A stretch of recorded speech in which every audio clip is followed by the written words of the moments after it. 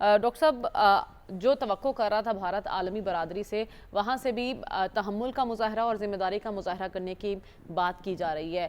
ایسے میں اب آپ کو کیا لگتا ہے بھارت کو کوئی فیس سیونگ چاہیے یا کس طرح سے وہ پریشر جو ہے ریلیز کرے گا جتنا اس وقت مودی سرکار پر ہے؟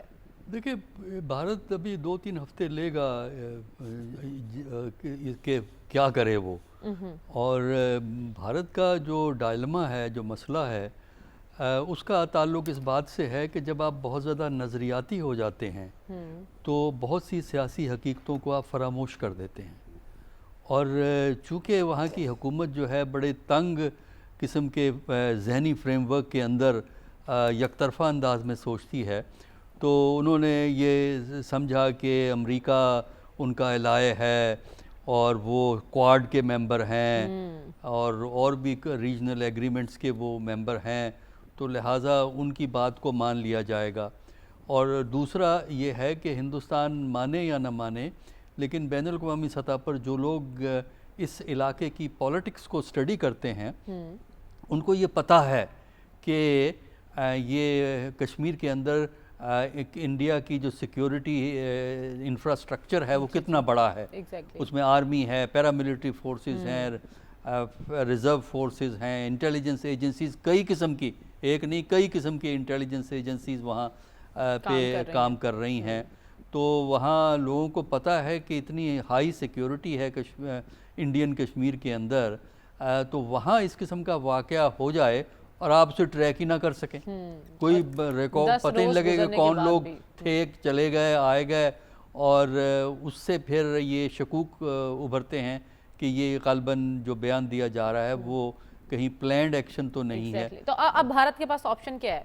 دیکھیں بھارت کے پاس جو عقل مندانہ آپشن ہے وہ تو یہی ہے کہ وہ کہے جی ٹھیک ہے اس کی ہم انویسٹیگیشن کروا لیتے ہیں اور ٹینشن کو ڈیفیوز کرے.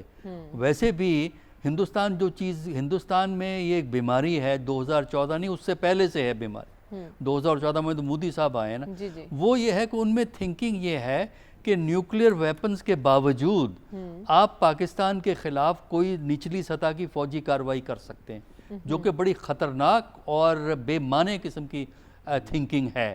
اور اب بھی یہی تھنکنگ انڈیا کے اندر موجود ہے کہ ٹھیک ہے نیوکلیئر ویپن تو ہیں لیکن اس سے نیچے ہم کو سرجیکل سٹرائک کر سکتے ہیں ہم، اور بہت سی انہوں نے کوششیں کی ہیں، ناکام ہوئی ہیں.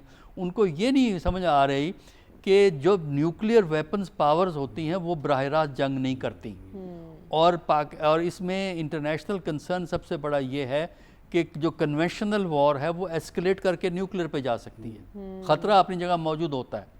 تو لہٰذا جس میں تھوڑی سی بھی فہم ہے، تھوڑی سی بھی عقل ہے، تو کیا انہیں سمجھانے والے نہیں ہیں یا وہ سمجھاتے ہیں؟ نہیں، سمجھنا نہیں چاہتے. سمجھانے والے تو ہیں.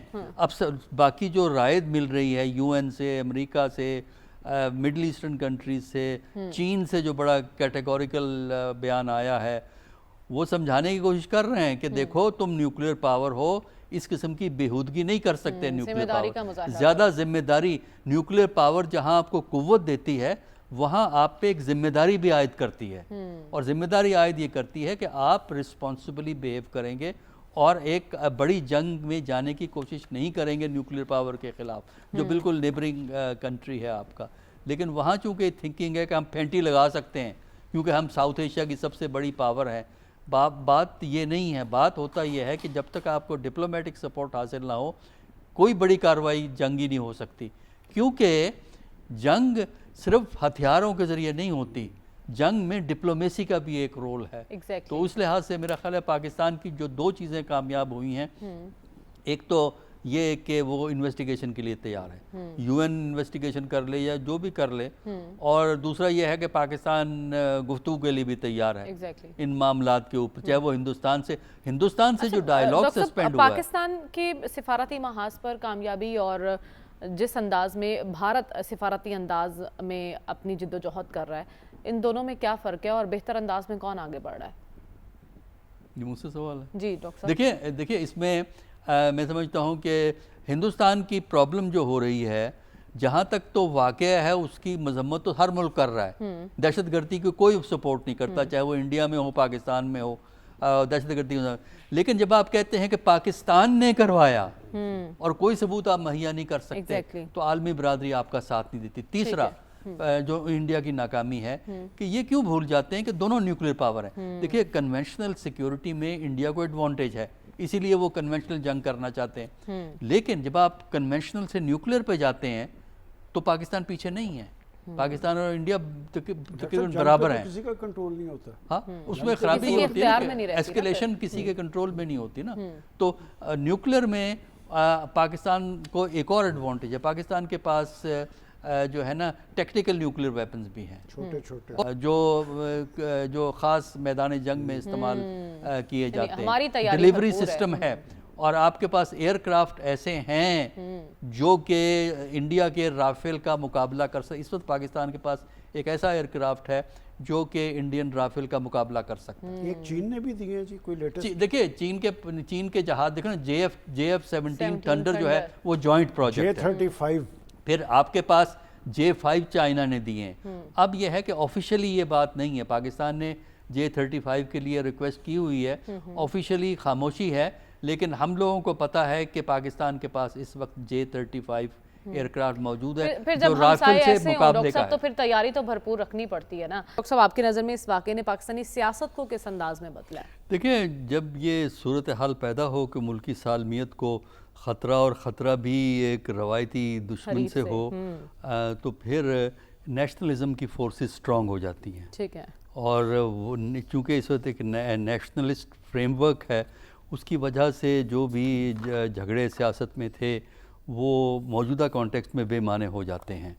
اور پھر یہ ہے کہ جہاں تک سیکیورٹی اسٹیبلشمنٹ کا ہے, تینوں سروسز کا ہے, ظاہر ہے کہ ان کو فرنٹ پہ فیس کرنا ہوتا ہے, تو ان میں بھی ایک ڈٹرمنیشن اس لیے بڑھ جاتی ہے کہ قوم کی سپورٹ بھی ان کو بڑھ جاتی ہے اس کانٹیکسٹ میں. تو اگر قوم کی سپورٹ جب بڑھے گی سیکیورٹی فورسز کو, تو سیکیورٹی فورسز اور زیادہ چست ہو جاتی ہیں. اسی طرح جب ڈپلومیسی میں بھی دیکھا کہ پاکستان کا پوائنٹ آف ویو چل رہا ہے, تو اس سے بھی کانفیڈنس جو ہے وہ ہمیں نظر آتا ہے. اب ضرورت اس بات کی ہے کہ ہم اس وقت جو گڈ ول پاکستان کے اندر نظام کے لیے, ریاست کے لیے, سیکیورٹی فورسز کے لیے موجود ہے, اس سپرٹ کو قائم رکھنے کے لیے کوشش کریں کہ جب یہ حالات نارمل ہو جائیں گے, جب انڈیا کا جنون کم ہو جائے گا, تو پھر آپ پاکستان کی اندرونی سیاست میں جو ہے نا اس ماحول کو قائم رکھنے کی کوشش کریں.